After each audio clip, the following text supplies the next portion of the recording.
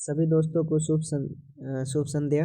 चलिए हम लोग आज का आगे का सेशन कंप्लीट करते हैं। दोस्तों ये सेट जो है बहुत ही इम्पोर्टेंट है। अगर आप इसे कर लेते हैं और इसमें से आपका हिंदी का ही है, अगर हिंदी से आपके दोस्तों अच्छे खासे इसमें 30 प्लस आ जाते हैं या 40 प्लस भी आ जाते हैं। इसमें 50 प्रश्न है हिंदी के। ठीक, इस 50 प्रश्न में से अगर आपके कम से कम 40 प्लस आ जाते हैं तो आपका हिंदी ठीक है।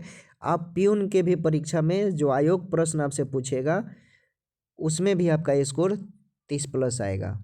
ठीक है, अगर आपका इसमें सही सही सही होता है तो तभी, नहीं तो नहीं। आंगाट बगाट पढ़ेंगे तो फिर दिक्कत होगा। आप ऐसे पढ़ाई कीजिए कि लगे कि अभी क्लासरूम में है। ऑफलाइन क्लास में जैसे पढ़ा जाता है ना, वैसे तभी आपका स्कोर बढ़ेगा।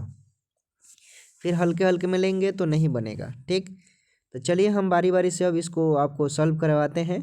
आप भी अपना कमेंट कीजिएगा कि आपका कितना सही हो रहा है। 40 प्लस है तो आप बेहतर है। चलिए, यहाँ लगभग कोई 2 दर्जन के करीब संतरे हैं। इस वाक्य में अशुद्धि दूर करने के लिए निम्न में से सही वाक्य को पहचानना है दोस्तों।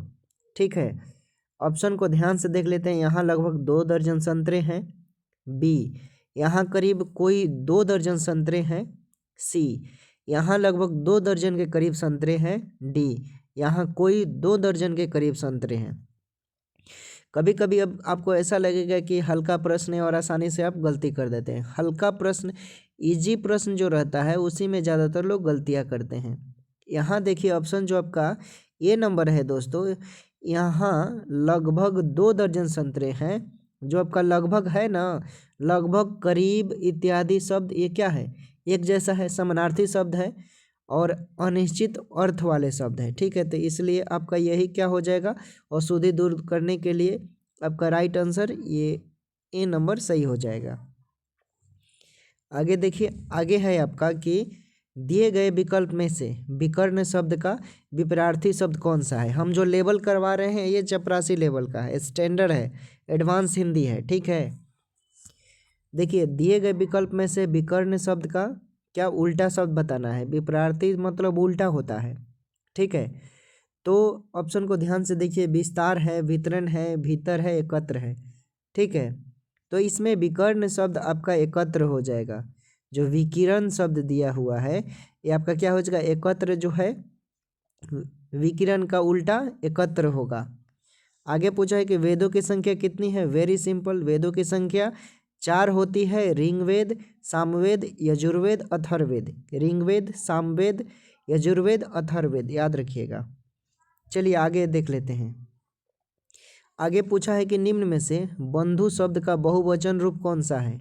निम्न में से बंधु शब्द का बहुवचन रूप कौन होगा दोस्तों, आपको इसमें पहचान करना है। देख लीजिए ध्यान से। देखिए दोस्तों, पूछा है कि बंधु, बंधु का बहुवचन क्या होगा। ऑप्शन देख लीजिए, बंधुओं, बंधु, बंधुवर्ग या बंधुए। तो इस शब्द में देखेंगे उक्रांत एवं उक्रांत संज्ञाओं का बहुवचन बनाने वाला जो ओ होता है, ठीक है ना, वो ये क्या इसी को जोड़ना पड़ता है, अतः बंधु शब्द का बंधुओं हो जाएगा। ठीक है, तो देख लीजिए ए नंबर में दिया हुआ है। आगे पूछा है कि एक पंथ, 2 कागज, निम्नलिखित में से कौन सा विकल्प सही लोकोकित का उचित अर्थ दर्शाता है। ऑप्शन है कि मुसीबत में और मुसीबत आ पड़ना, दोनों तरफ खतरा। सी नंबर में दिया हुआ है कि एक समय में 2 कार्यों की सिद्धि। डी नंबर में दिया हुआ है कि कहीं का भी न रहना। तो देखिएगा, एक पंथ दिया है, एक पंथ 2 कागज, मतलब एक समय में 2 कार्यों को सिद्ध करना। तो सी नंबर का जो ऑप्शन है आपका ये बिल्कुल राइट है, एक समय में 2 कार्यों को सिद्ध करना। आगे देख लेते हैं। आगे आपसे पूछा है, साकेत दिया हुआ है। साकेत महाकाव्य पर कवि मैथिली शरण गुप्त को कौन सा पारितोषिक प्राप्त हुआ है। साकेत महाकाव्य पर कवि मैथिली शरण गुप्त को कौन सा पारितोषिक प्राप्त हुआ है दोस्तों। देखिए, तो राष्ट्र कवि के नाम से मशहूर है मैथिली शरण गुप्त, सभी को मालूम है। और साकेत महाकाव्य के लिए इन्हें 1936 में हिंदी साहित्य के रूप में प्रयाग द्वारा मंगल प्रसाद पुरस्कार दिया गया था। ठीक है, मंगल प्रसाद द्वारा। तो देखिए डी राइट आंसर है। आगे देख लेते हैं, आपका गद्यांश दिया है। गद्यांश से आपके 5 प्रश्न रहेंगे। ठीक है, इसमें से आपको खुद पढ़ना है और पढ़कर उत्तर देना है। तो चलिए पढ़ते हैं। हमारा समाज पुरुष प्रधान है। यहाँ जो भी नियम बनाए जाते हैं वे पुरुषों के द्वारा ही बनाए जाते हैं, अतः कैसे संभव है कि वे नियम अपने विरुद्ध बनाए। नारी के उत्थान और पतन के पीछे भी पुरुष का ही हाथ होता है, अतः नारी की हमारे समाज में क्या स्थिति होगी यह स्वयं ही परिभाषित है। भारत के गांवों में स्त्रियों को पिता, पति अथवा पुत्र के अधीन रहना पड़ता है। ग्रामीण स्त्रियां प्रायः आर्थिक तंगी का शिकार होती है। उनके स्वास्थ्य और शिक्षा के विषय में भी अधिक ध्यान नहीं दिया जाता। आगे गद्यांश है कि वास्तव में आधुनिक युग में कहने के लिए लड़का लड़की एक समान है, किंतु इसके पीछे भी रहस्य कुछ और ही है। सही बात है। मादा भ्रूण को गर्भ में नष्ट करने के कारण आज स्त्री पुरुष के प्रतिशत में काफ़ी अंतर आ रहा है। दहेज प्रथा की भयावहता लड़की के जीवन के आकाश में धूमकेतु बनकर छा जाती है।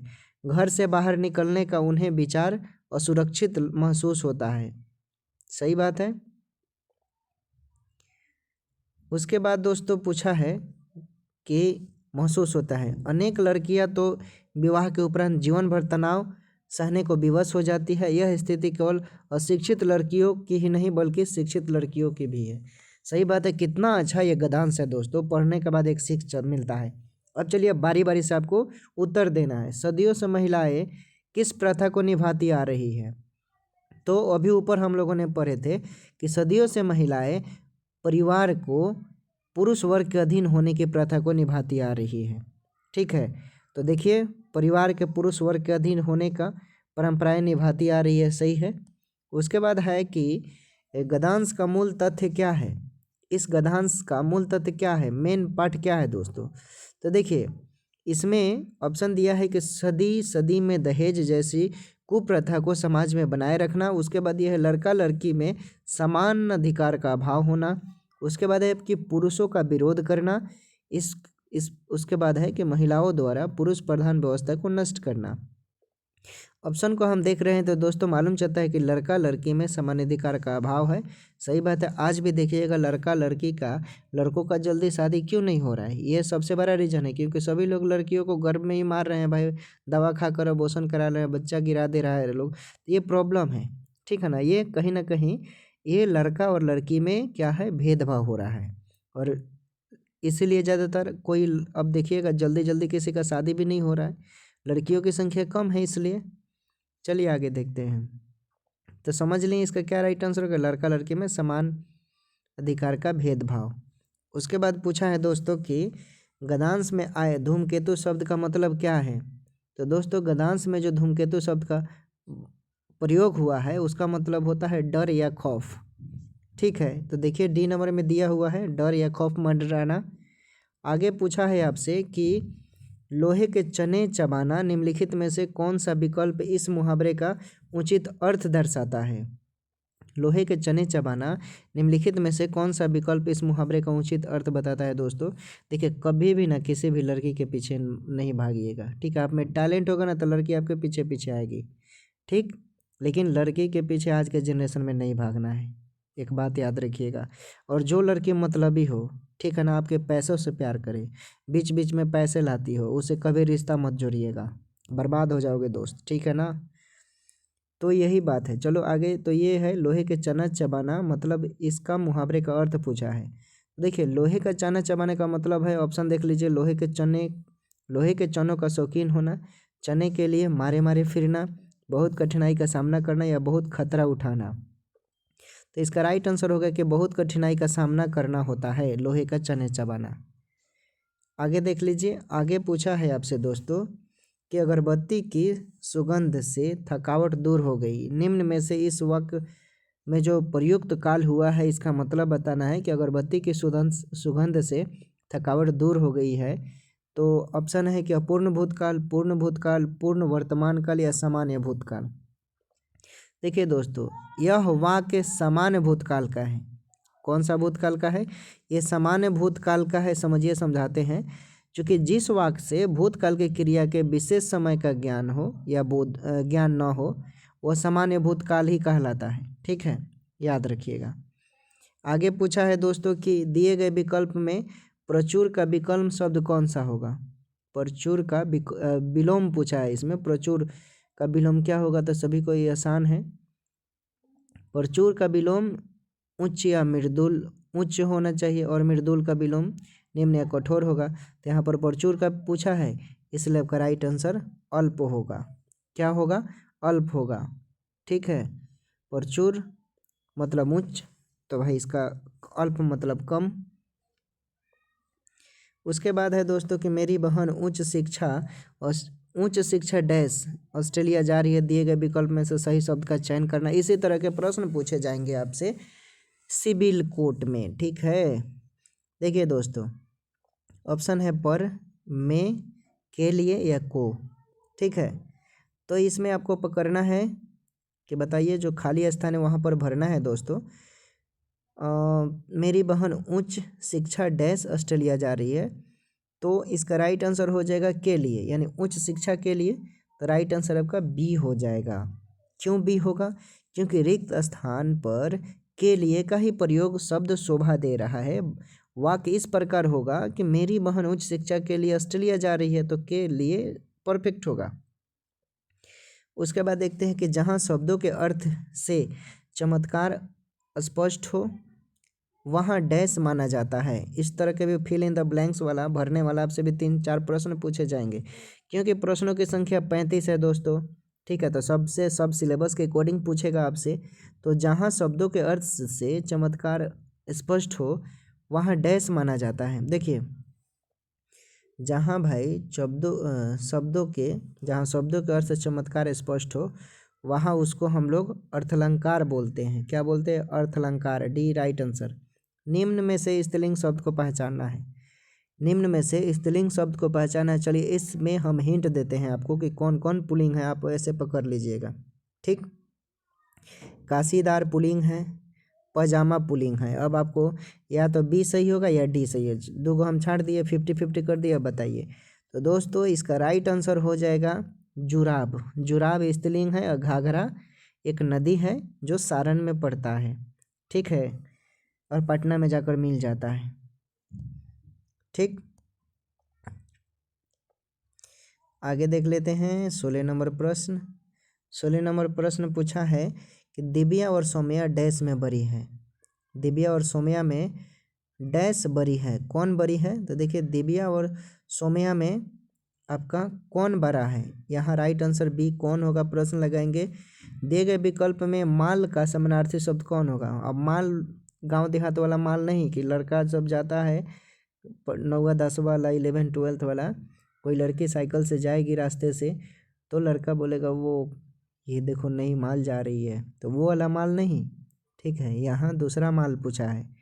ठीक, दिए गए विकल्प में से माल का समानार्थी शब्द बताना है, तो माल का भाल।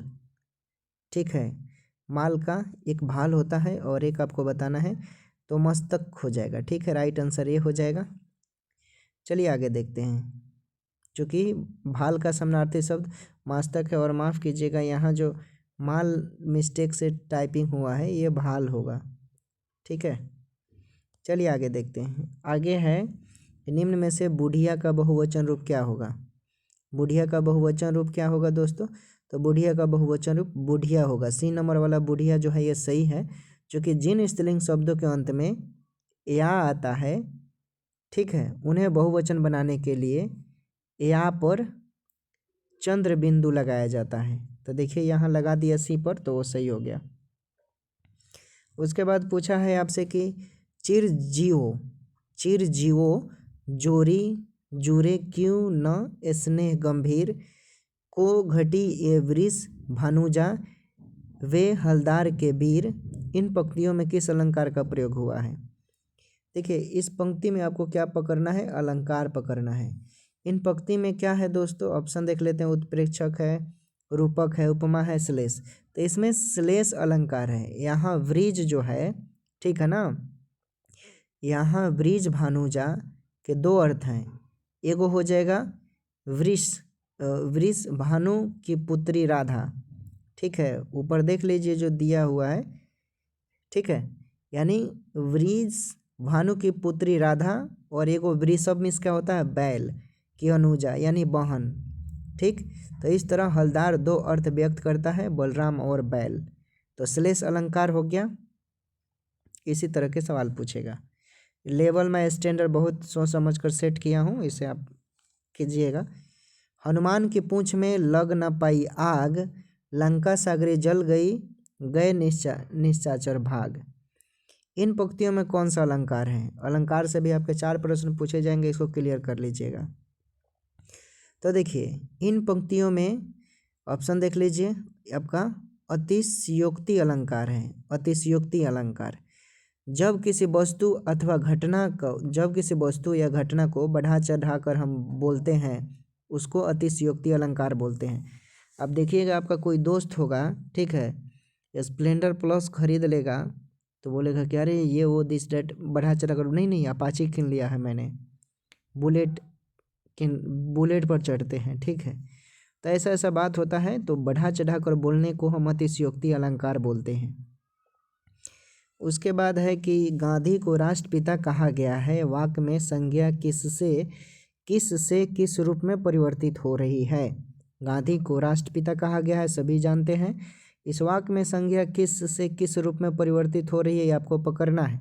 ऑप्शन देख लीजिए, व्यक्तिवाचक से जातिवाचक, जातिवाचक से व्यक्तिवाचक, भाववाचक से जातिवाचक, या व्यक्तिवाचक से भाववाचक।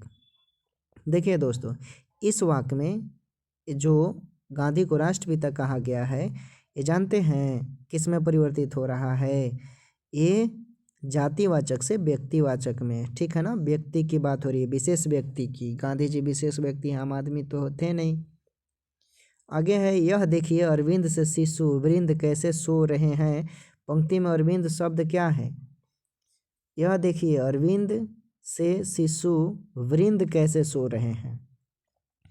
तो इस वाक्य में, इस पंक्ति में अरविंद जो है दोस्तों, ये क्या है? अरविंद आपका उपमान है। क्या है? उपमान। उपमान का मतलब होता है कि जिसको उपमा दी जाती है, ठीक। चलिए आगे देखते हैं। निम्न में से पूछा है, शुद्ध वाक्य को पहचानना है दोस्तों। शुद्ध वाक्य कौन है? तो देखिए ऑप्शन को ध्यान से देखिए। वाह कितना घृणित दृश्य है, छी कितना घृणित दृश्य है, ओह कितना घृणित दृश्य है, आह कितना घृणित दृश्य है। 4 को ऑप्शन दिया है। देखिए यहाँ बी नंबर देखिए, छी कितना घृणित दृश्य, लड़कियाँ छी ज़्यादा बोलती है, ठीक है।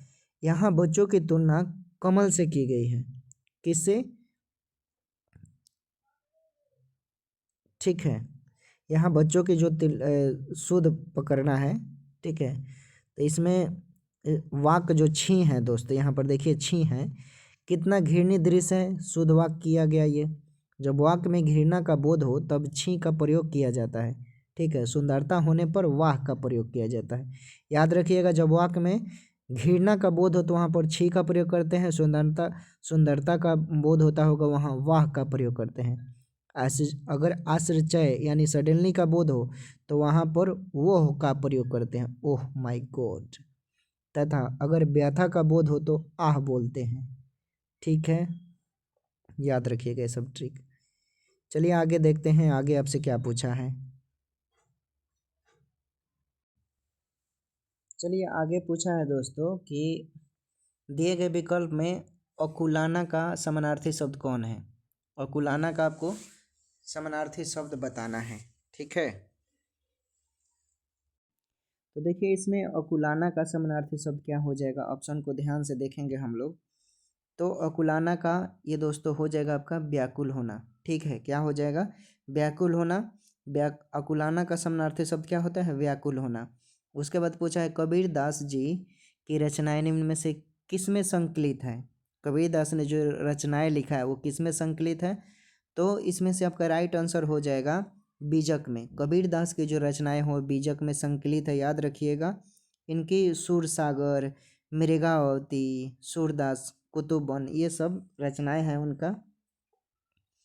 चलिए आगे देखते हैं। आगे पूछा है कि महादेवी वर्मा को नीरजा के लिए कौन सा पुरस्कार दिया गया है। महादेवी वर्मा को नीरजा के लिए कौन सा पुरस्कार दिया गया है, तो याद रखिएगा महादेवी वर्मा को नीरजा के लिए रचना जो है नीरजा रचना उनके लिए सक्सेरिया पुरस्कार दिया गया है। सक्सेरिया ऑप्शन देख लीजिए कहीं दिया होगा, सक्सेरिया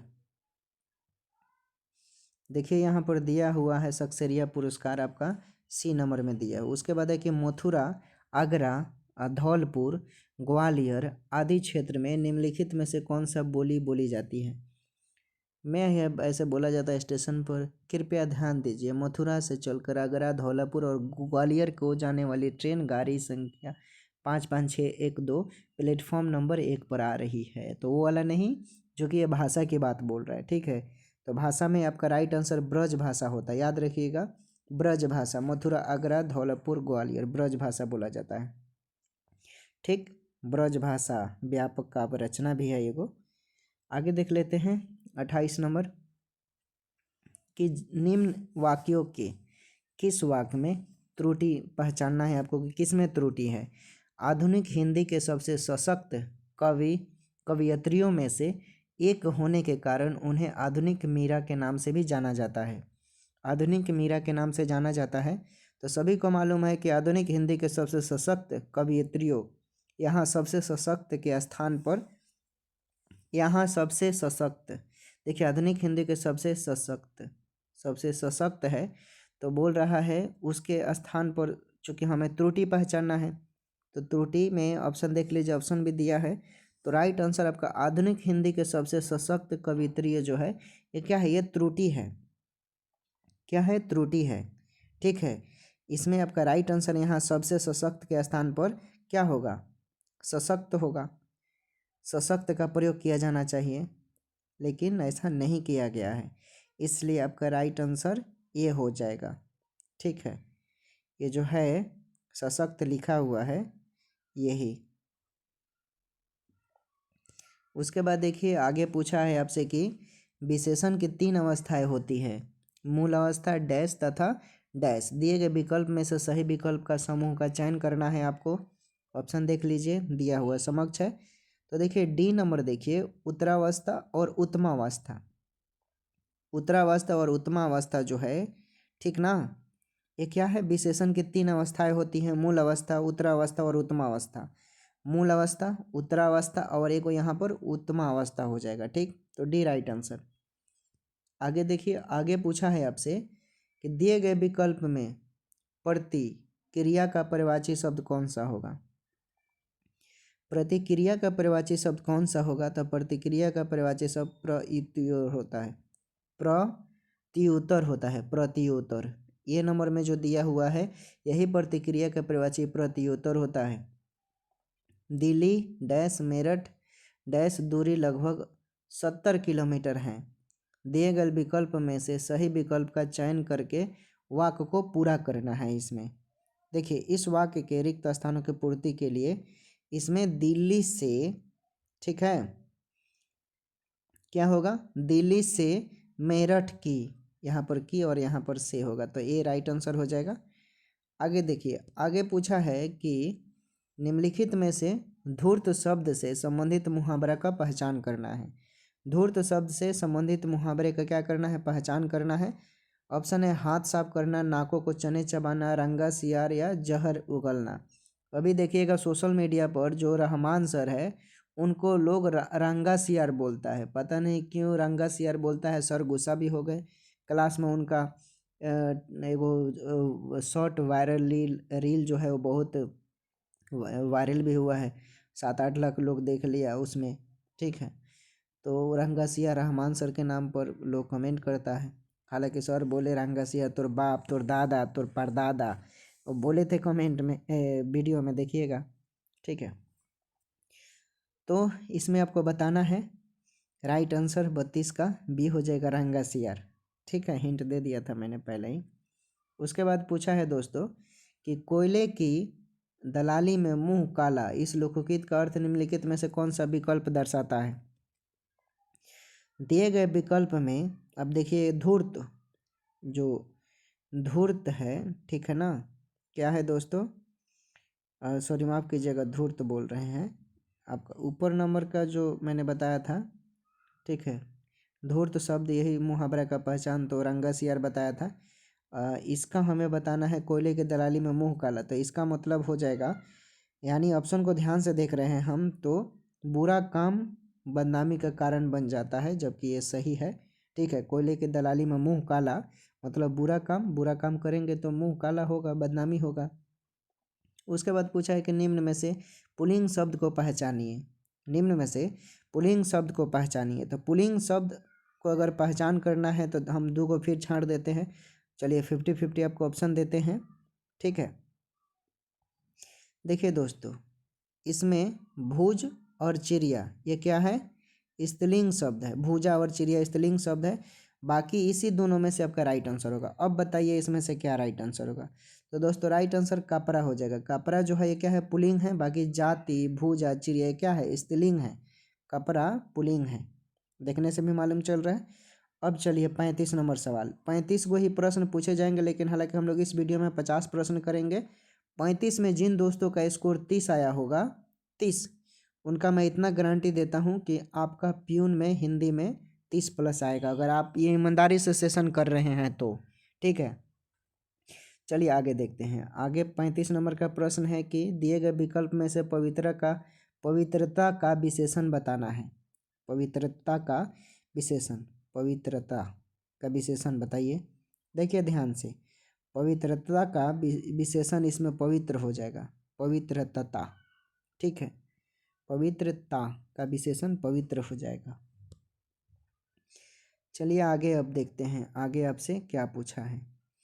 आगे पूछ दिया है दोस्तों कि आप निसंकोच चले जाओ। इस वाक्य की त्रुटि सुधारने के लिए निम्न में से सही वाक्य को छांटना है। ठीक है, आप निसंकोच चले जाओ, इसमें त्रुटि सुधारने के लिए कौन सा सही वाक्य होगा उसी को छांटना है। इस वाक्य में शुद्ध रूप आप निसंकोच चले जाओ। आप निसंकोच चले जाओ, डी नंबर देखिए, यही आपका क्या है, त्रुटि सुधार के लिए ही आपको सही हो गया। चलिए आगे देखते हैं। आगे देख लेते हैं क्या क्या पूछा है।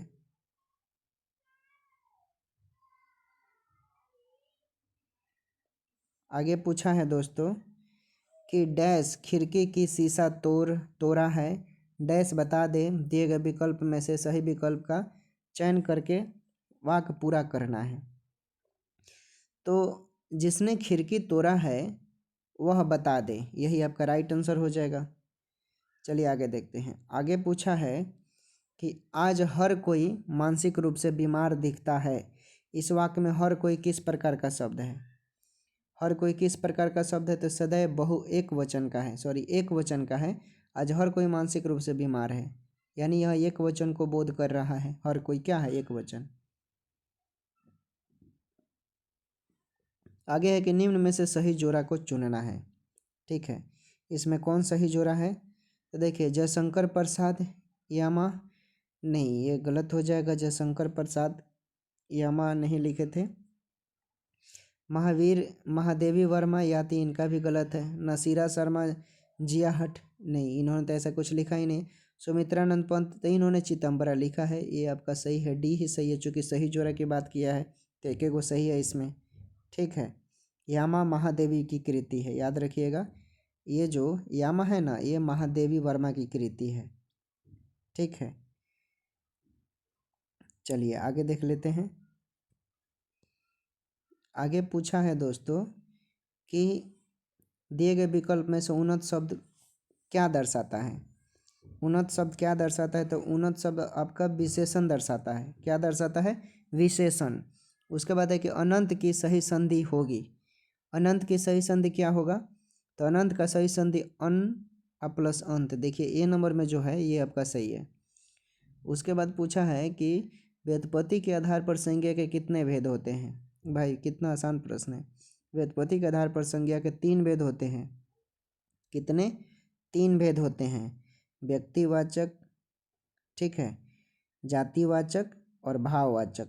ठीक है, चूँकि व्युत्पत्ति के आधार पर पूछा है, व्यक्तिवाचक, जातिवाचक, भाववाचक। चलिए आगे देखते हैं। आगे पूछा है आपसे कि श्रोता के लिए किस सर्वनाम का प्रयोग किया जाता है।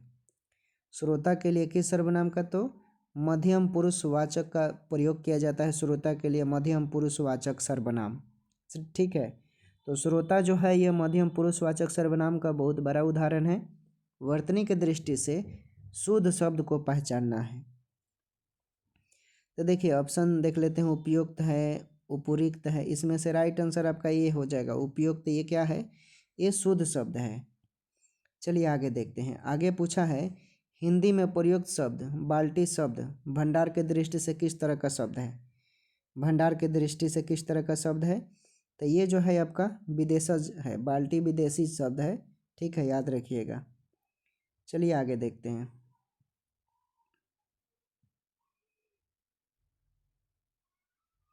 उसके बाद गद्यांश पूछा है फिर, ठीक है। तो गद्यांश आपको पढ़कर बता देते हैं। जीवों और उनके परस्पर क्रियाओं का अध्ययन पारिस्थितिक या इकोलॉजी कहलाता है। सही बात है। जीव अपनी पर्यावरण के अजीवित तत्वों या घटकों से क्रिया करते हुए सम्मिलित रूप से एक तंत्र का निर्माण करते हैं।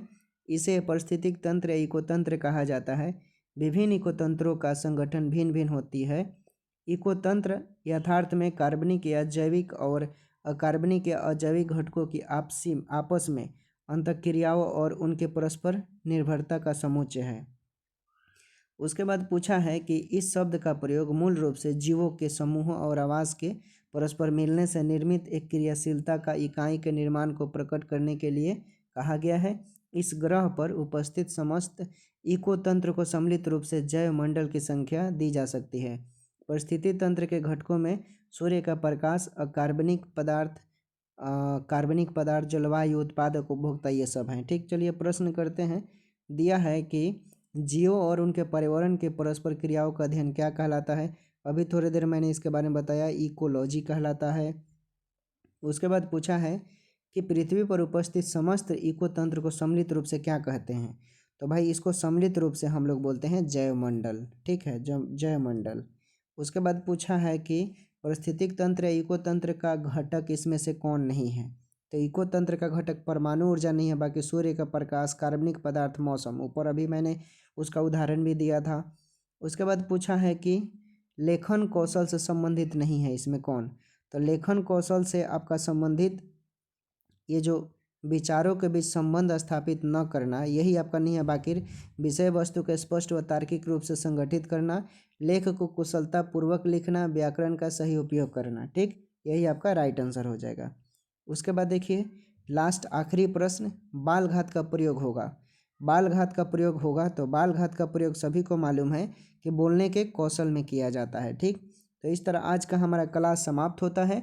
उम्मीद करते हैं कि आपको ये वीडियो अच्छा लगा होगा। अच्छा लगा होगा तो आप हमारे साथ ज़रूर जुड़ जाइएगा। नए होंगे तो इसे कृपया कर आप क्या करते हैं, क्या बोलते हैं उसको, फॉलो की सब्सक्राइब वो कर लीजिएगा, ठीक है।